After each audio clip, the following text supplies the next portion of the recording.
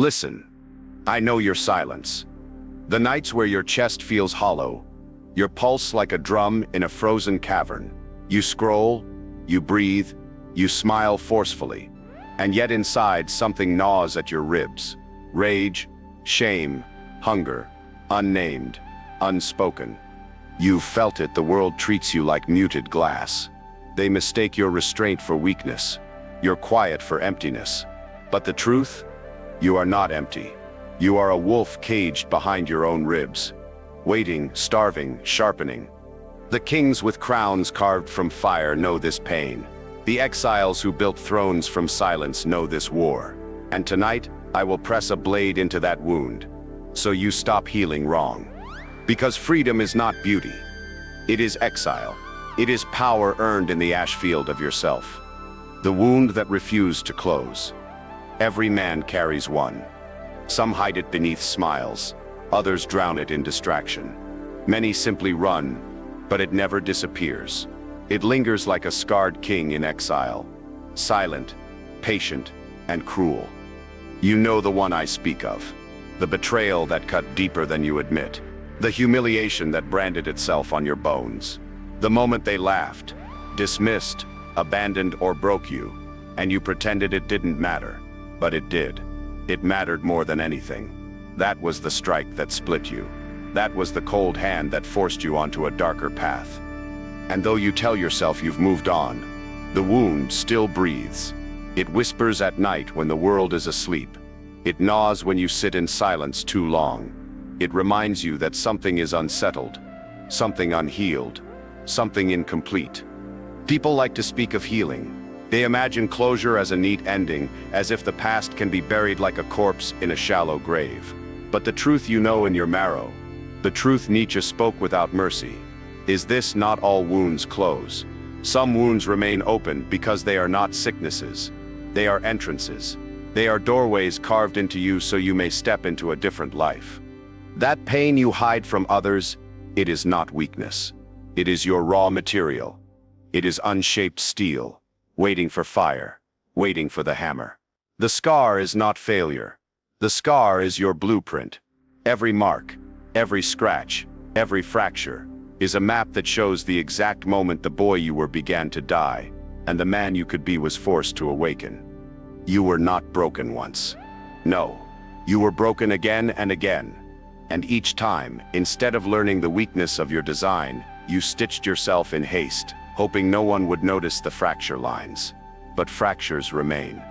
They do not vanish. They spread like cracks across glass until the entire frame must decide, collapse into dust, or metamorphose into something unrecognizable. Some of you listening are numb, and you believe that numbness is emptiness. But numbness is not emptiness. Numbness is proof. Proof that something burns too strongly. So strongly that your mind buried it beneath snow to keep you alive. But ice melts, winter ends, and when it does, the fire beneath your numbness resurfaces, more dangerous, more violent, more demanding than before. Do not mistake your silence for vacancy. You are not empty. You are unripe. What feels like hollowness is a chamber echoing, waiting to be filled with new steel. The wound you hate keeps you awake at night for a reason. It does not want you soothed. It wants you sharpened. It wants you to stop walking with the posture of prey. It wants you to understand that the very thing you despise inside yourself is the furnace that could forge you into something unbreakable. Think carefully. Without that betrayal, without that shame, without that fracture, who would you be? A softer figure. A man still seeking gentle approval. A shadow. Without the wound, you would have remained who they wanted you to be. The perfect harmless son, the obedient student, the agreeable worker, the unnoticed ghost. But the wound tore that away, and in tearing you open, it gave you access to something most men run from their entire lives: raw hunger, desperation, the will to take what is denied. So, no, your wound is not a curse. It is a baptism. Baptism not into peace, but into war. And the blood of that war still stains your hands. Look at them carefully. Even if no one else remembers, your hands do. Every king who ever ruled from steel was first in exile carrying scars the world could not see. Every predator was once prey that survived the first attack. Every untouchable man was once shattered, bleeding, humiliated. And instead of rotting, he studied the scar until it whispered back its secrets. You feel it, don't you? That your pain speaks a different language. A darker one. A language the distracted cannot hear. And if you stay silent long enough, if you do not run from it this time, the whisper grows louder until it sounds less like suffering and more like instruction. What happens when you stop seeking closure and start seeking fire? What happens when you stop treating your wound as a sickness to be cured and start treating it as a forge that must be entered willingly? You stop being the victim of your wound.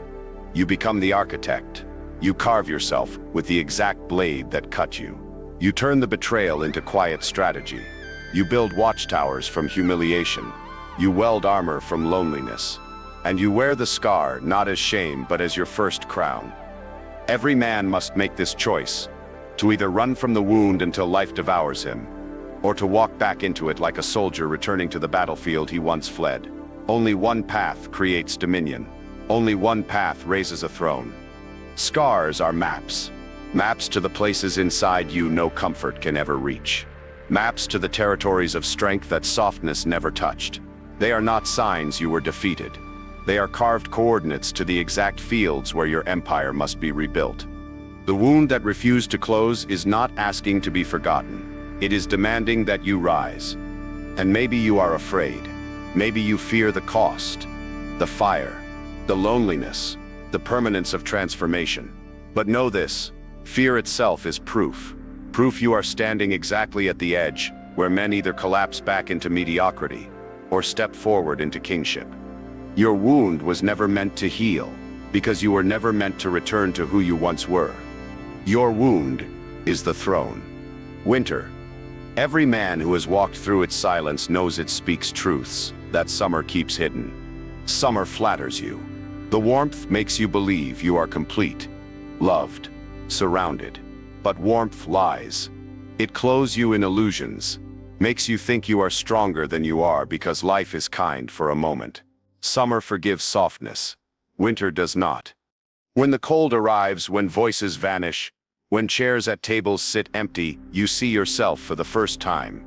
No distractions, no applause, no friends pretending to understand. Only you and the sound of your own thoughts in frozen air. And many men break there. Because in exile there are no masks left. No audience to clap for the small performance of strength. The world is stripped of color, stripped of comfort, and all you have is what you have forged within.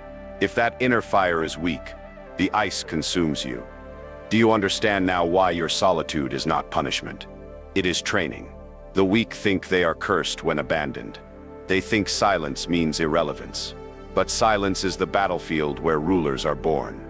In winter, every step cuts. Every breath hurts. Nothing feeds you without cost. And because of this mercilessness, winter teaches the only truths worth carrying into power: that no one is coming to save you, that suffering does not negotiate, that the man who cannot stand alone will fall with the crowd. Can you feel your own winters? The nights when no message arrived, when your value seemed invisible, when even your reflection had no warmth to give back. Most men run from those moments. They bury themselves in noise, in shallow company, in endless distraction. But wolves do the opposite. Wolves endure the white silence until their teeth grow sharp enough to hunt alone. Loneliness is not absence. Loneliness is a blade pressed against your throat to see if you will flinch. If you do, you remain prey. But if you learn to press your neck calmly against the edge, unafraid, it becomes your weapon. There is a difference between being left behind and choosing to walk alone. One is weakness, the other is sovereignty. Winter gives you the chance to know which one you are. And here lies Nietzsche's whisper, harsh but true: love your fate, even when it strips you bare, even when it leaves you cold. Because in that moment, you are no longer deceived.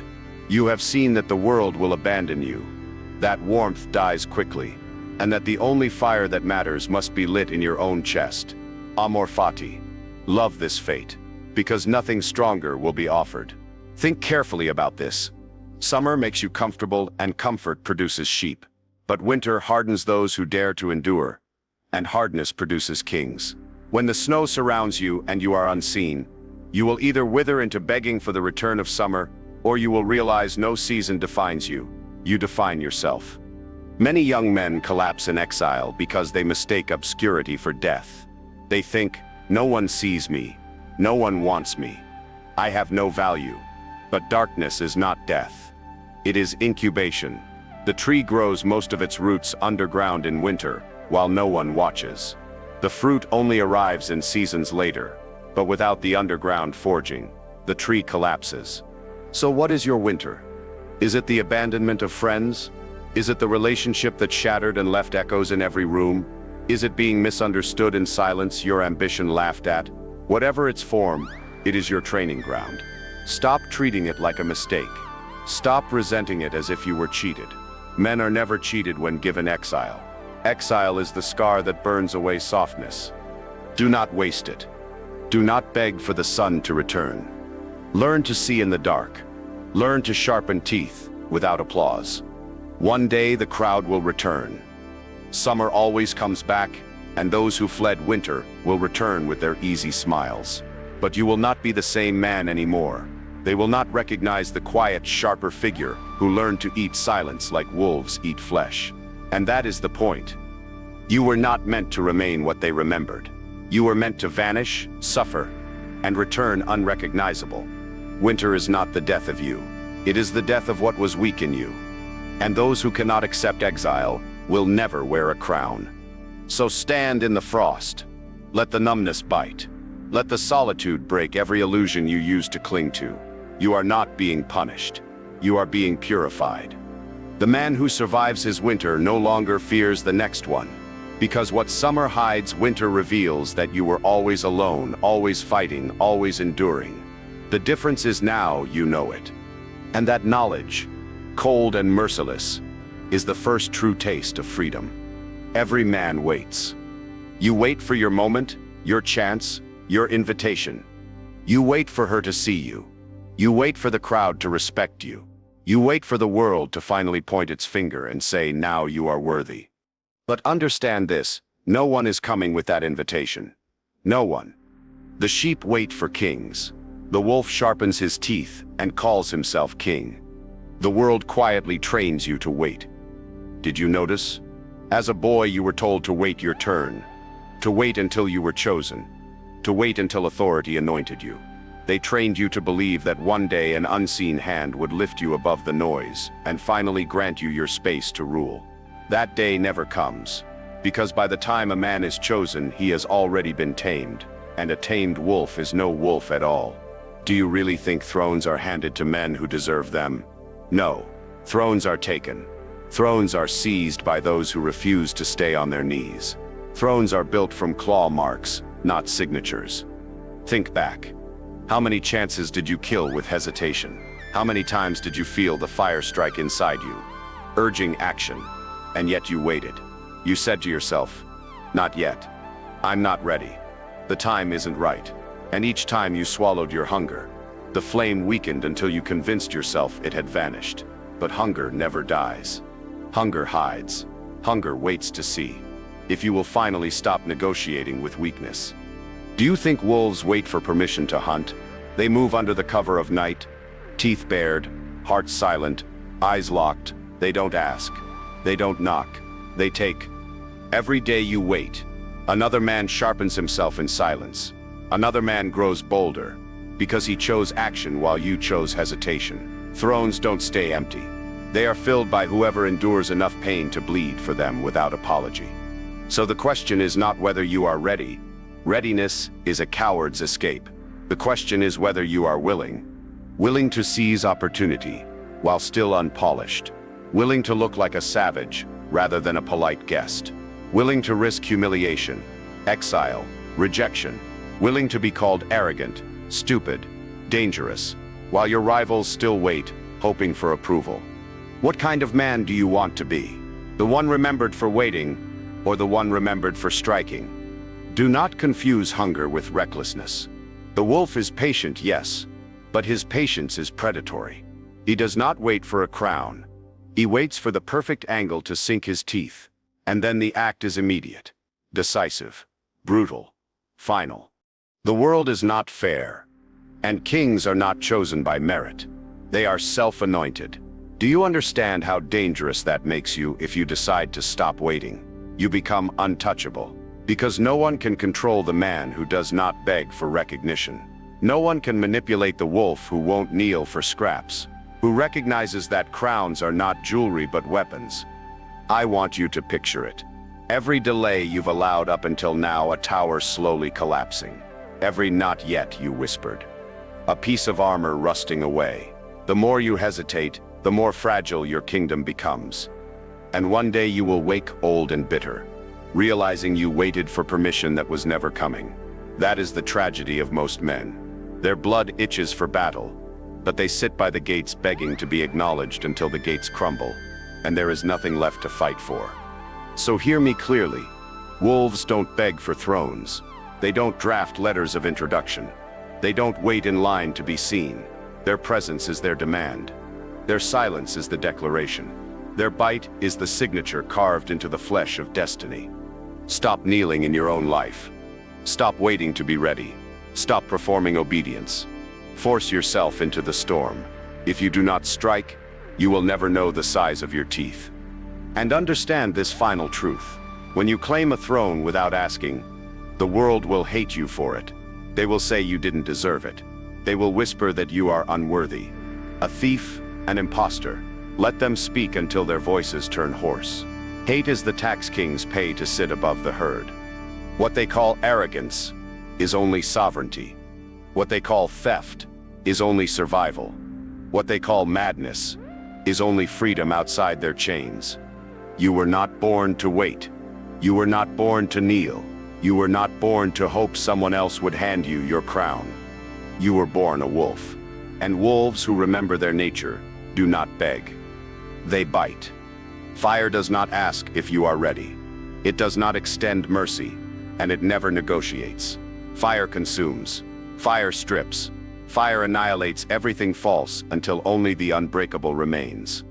Most men fear it, because fire is not polite, like silence, or distant like winter. Fire is intimate. It enters you. It crawls into your lungs. It licks at your bones. It burns away illusions, layer by layer, until nothing familiar is left. You've felt it before, haven't you? That moment where everything falls apart at once. Your mask ripped away, your comfort shattered. The betrayal, the collapse. The night so violent that you thought no dawn would arrive. That was the fire.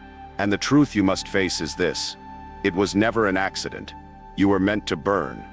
Because comfort, distraction, mediocrity, these are weeds.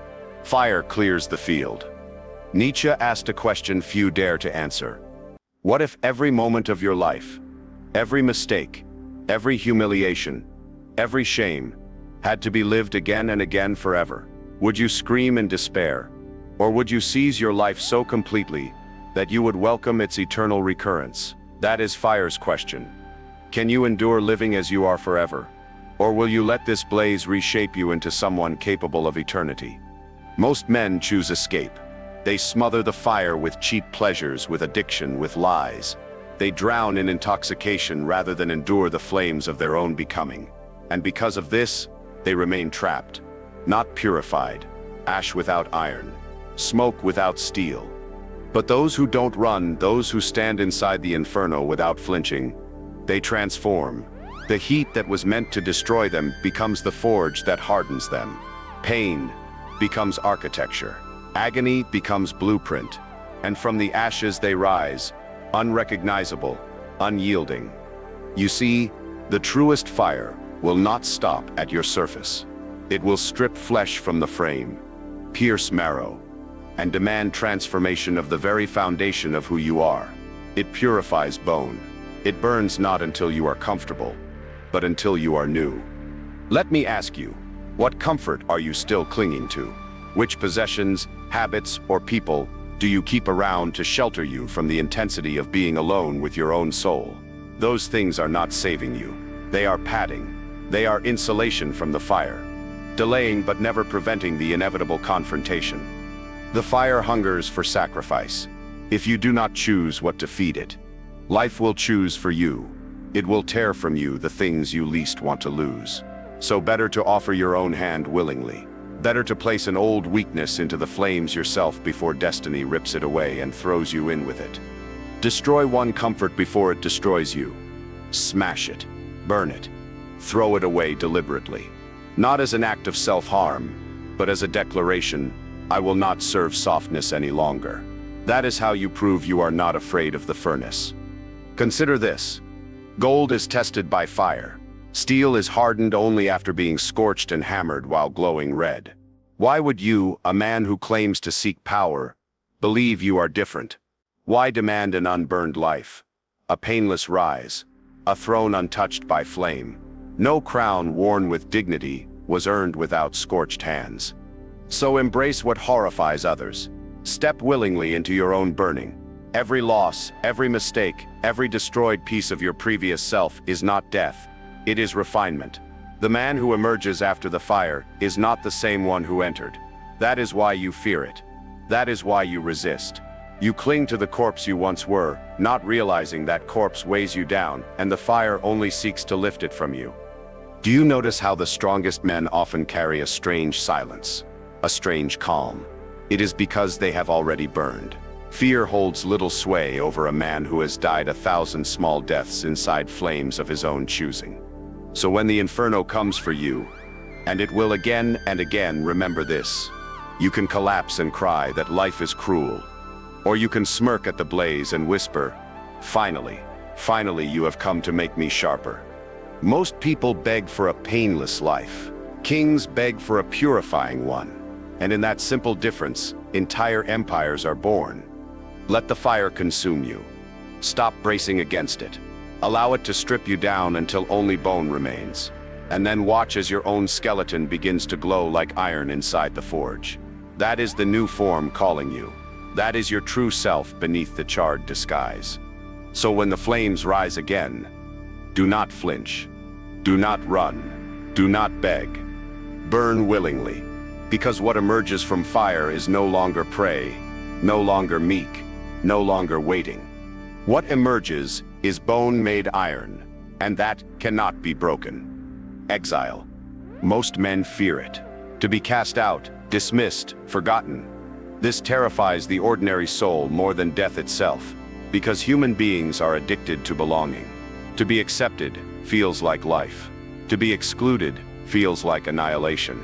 But kings are never born inside the crowd. They are born in exile. Think carefully. When were you most alive? Was it when everyone celebrated you? Or was it when the world mocked you and you had to bite blood just to stand? Isolation burned then, yes, but it woke something there as well. Something primal, something animal. You were cut off from the herd, but if you're honest, you felt a strange sense of truth. Exile is clarity. When they exile you, all their shallow chatter dies. Their disguises vanish. No fake smiles, no false approval. Suddenly, you see who was never real, who betrayed, who turned. The stage collapses, and only the battlefield remains. Do not misunderstand. Exile is not simply loneliness. Exile is accusation. It means your presence became dangerous enough to drive out. Weak men are never exiled. They blend easily into the flock. The dangerous ones are cut away, banished, buried. Not because they are weak, but because their strength threatens the fragile order of others. If no one casts you out, it means you are still tame. What they call rejection is only recognition that you no longer fit their smallness. You outgrew their circle, their rules, their morality. Nietzsche lived his exile, mocked by the very generation that would later worship his words. Jesus himself was driven into deserts. Caesar betrayed. Every visionary crowned in ash before iron. Do you really think you are owed a smoother path? Exile forces you to stand alone against the echo of your own mind. It burns illusions the way fire burns wood. Every false friend, every shallow reward, every fragile identity, they all disappear. And what remains is brutal silence, cold, hostile, unpitying. And in that silence, one thing happens: you either collapse or you forge. Those who cannot survive solitude crawl back to the herd, beg for forgiveness, grovel until welcomed again.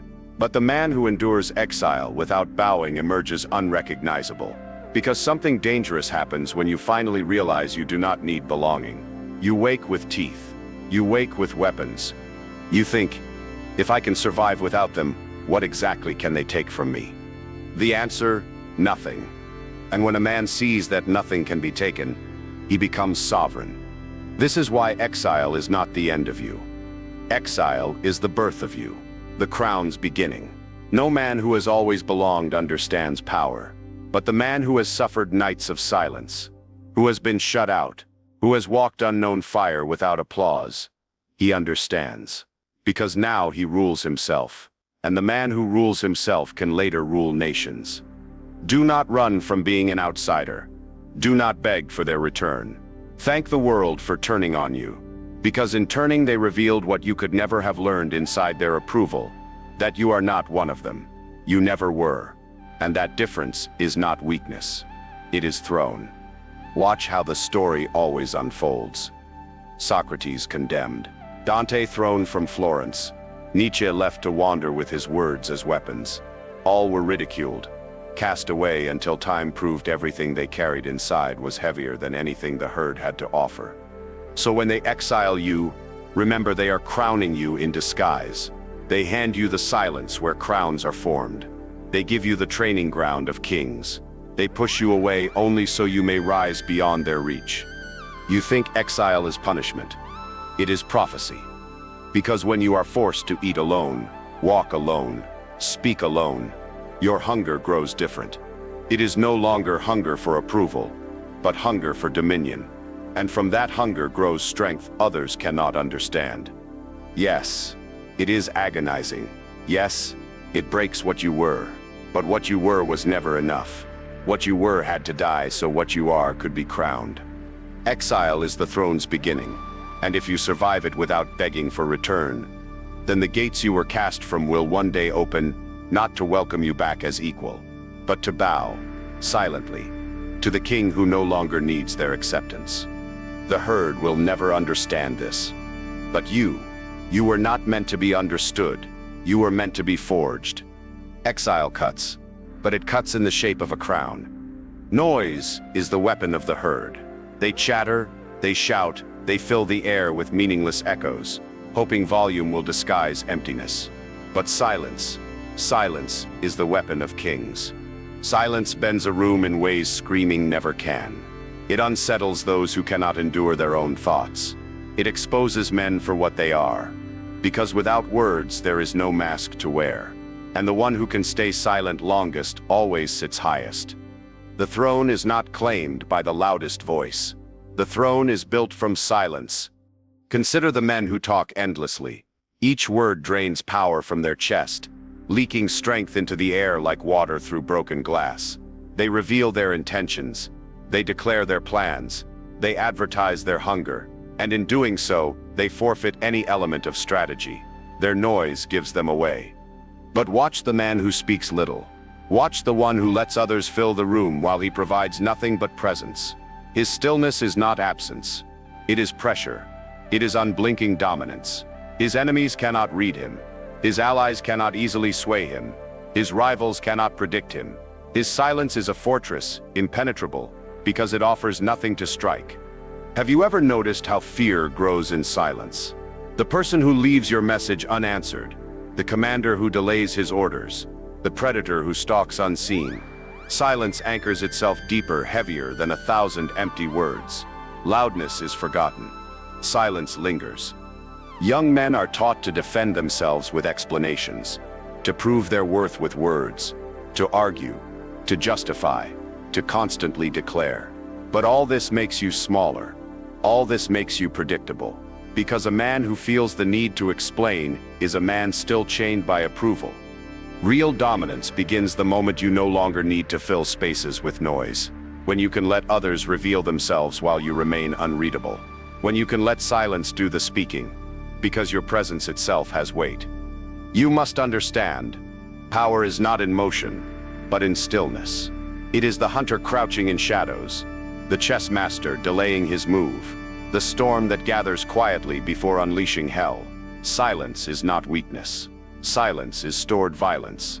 It is restrained fire. It is unspent power waiting for the precise moment of execution. Try it. Withdraw half your words in a day.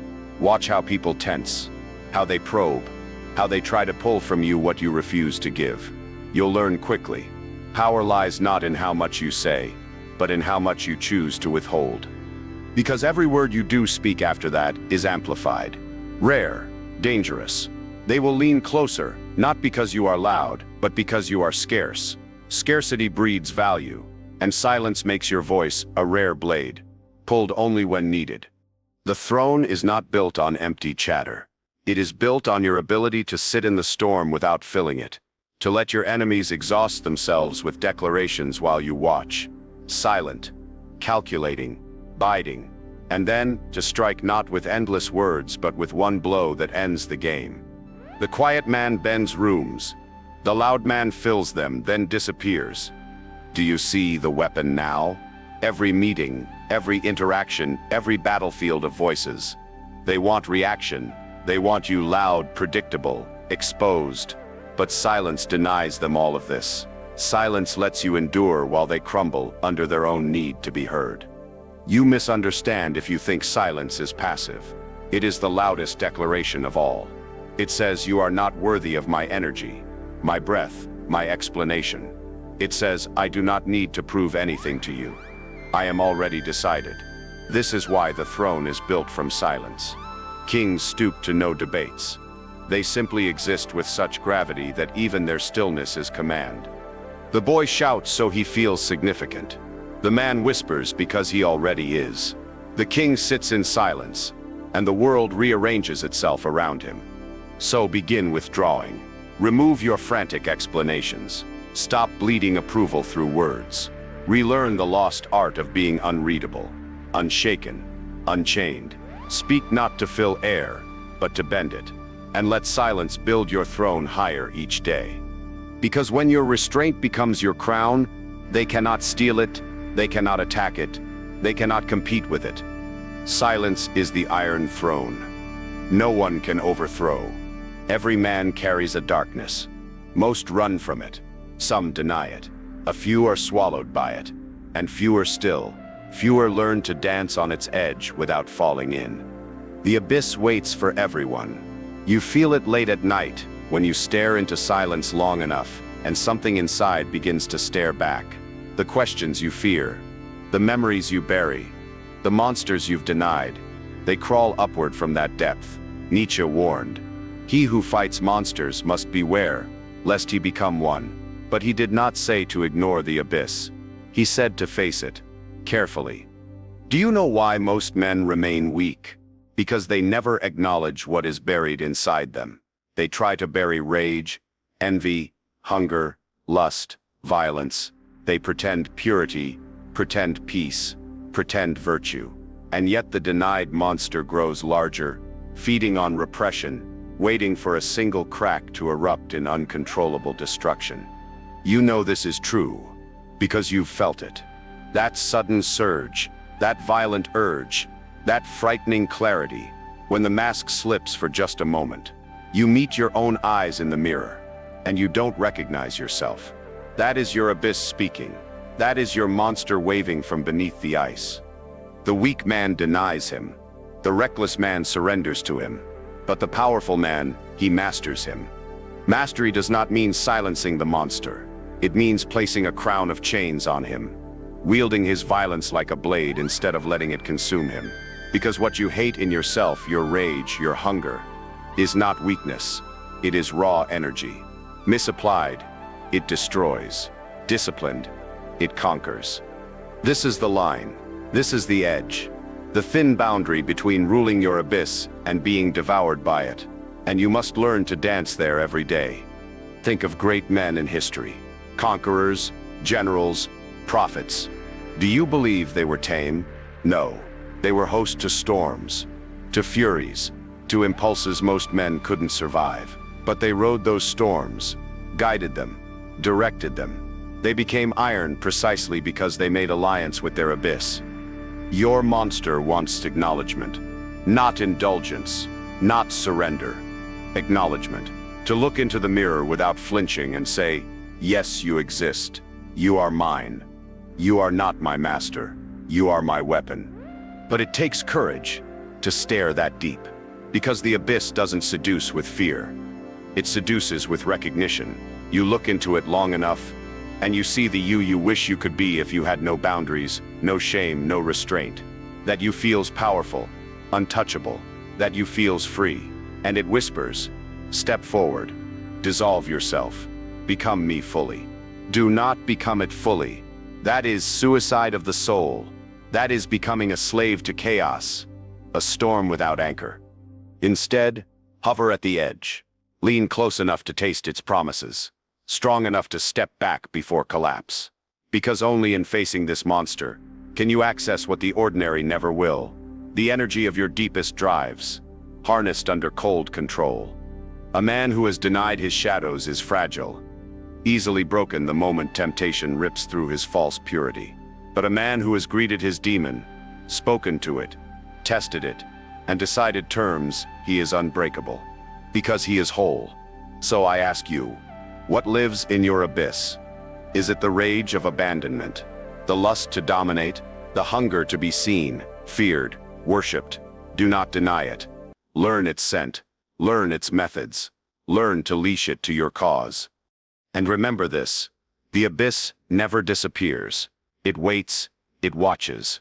But when you've learned to master the dance, no shadow can surprise you, no monster can enslave you, because you already sit at the table with your own beasts, and they eat from your hand.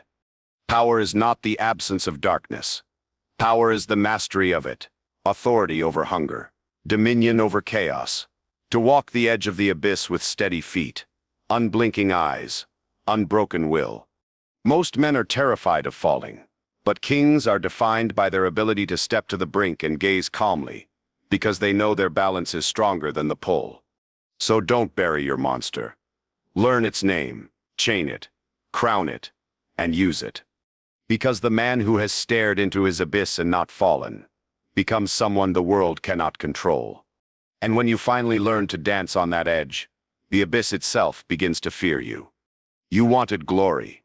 You wanted recognition. You wanted your crown to shine in gold under the sun. But the truth comes late. Crowns are never golden at first. They are blackened, scarred, covered in ash. Every man who builds himself walks first through fire, exile, silence, shadow. He is broken, burned, abandoned, forgotten. The world sees only ruin clinging to him, like soot. They laugh at the ashes on his head. They cannot see what those ashes conceal, the iron hidden beneath. And this is the secret most men will never grasp. The crown is not handed to you. It forms in the very moments they think you are finished, when you fall and are shattered, when you survive nights no one else could, when you bleed with no witness but the void. There, in that pain, your crown takes shape, not a golden ornament, a black iron circlet, cooled in rage and silence. All that suffering? It was construction. You thought it was punishment, but it was blueprint. Everything you lost, everything that scarred you, everything that ripped you apart. It was the forge hammering your skull, molding you for your inheritance. And one day, you stand up. The ash falls. And there, beneath the soot, the crown remains. Not shining, not sparkling, not fragile, heavy, cold. Hard enough to break the teeth of those who once mocked you. No one applauds in that moment. Still, no one calls you king. But look carefully. They stare.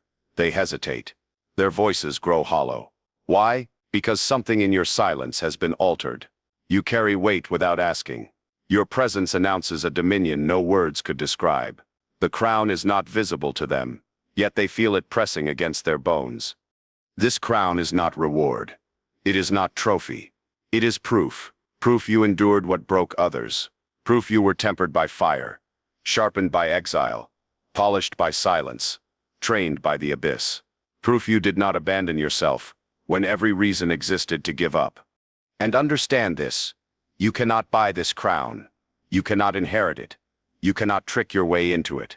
It only grows through scars. It is only forged when life crucifies you. Only then does iron cool into shape. Only then do the ashes melt into armor. Others will try to call you arrogant. They will call you heartless. They will call you dangerous. But listen to the voice beneath their accusations. It is fear, because they sense what you already know. Once the crown seals itself on your soul, you no longer belong to them. You are no longer controlled by longing for their approval, their applause, their warmth. This is what freedom really feels like. Not joy, not ecstasy, but heavy, brutal independence. No one can bribe iron. No one can charm ashes. You carry yourself without needing redemption from them. You are already redeemed by your own survival. But pay attention to this final truth. The crown is not paradise. It is burden. It is responsibility. Iron presses into your skull, heavy as the weight of years spent in silence.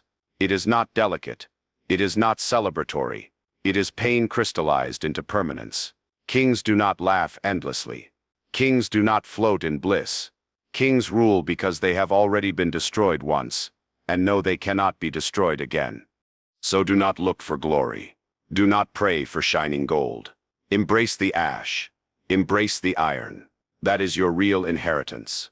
Brutal, permanent, untouchable. And when people ask you one day, how did you rise? How did you endure? How did you claim anything when you had nothing? You will not answer with speeches. You will not waste breath with explanation. You will only look at them with the silence carved into your bones, the scarred iron crown pressing against your head, and they will understand. Because your very existence will be its own answer. The man who leaves exile wearing ashes is not pitied. The man who leaves exile crowned with iron is not questioned. The world does not welcome him. They bow to him. Not because he demanded it, but because survival itself has marked him untouchable. Your crown is not gold. Your crown is the scarred sum of every wound. Your crown is exile's silence, winter's cold. The abyss's whisper, fire's bite. Your crown is ash. Your crown is iron. And nothing built from iron can ever be taken away.